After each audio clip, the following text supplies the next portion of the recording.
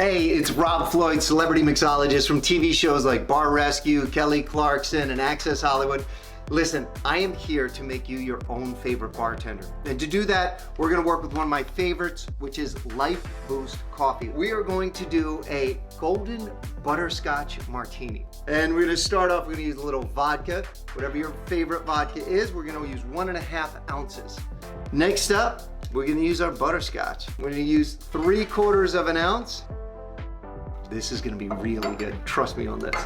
We're gonna go to 1/2 ounce on Kahlúa, and then 1/2 ounce on Bailey. Last but not least, we're gonna use our coffee. Now we've done this sort of as a cold press, so the coffee comes through as a feeling it would as if it was an espresso martini, but much easier on your tummy.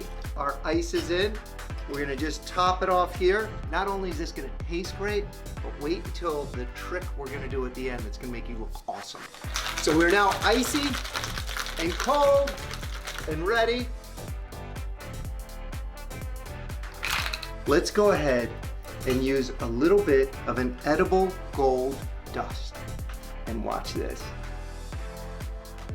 Little butterscotch as our garnish. Cheers. That's good. That's really good.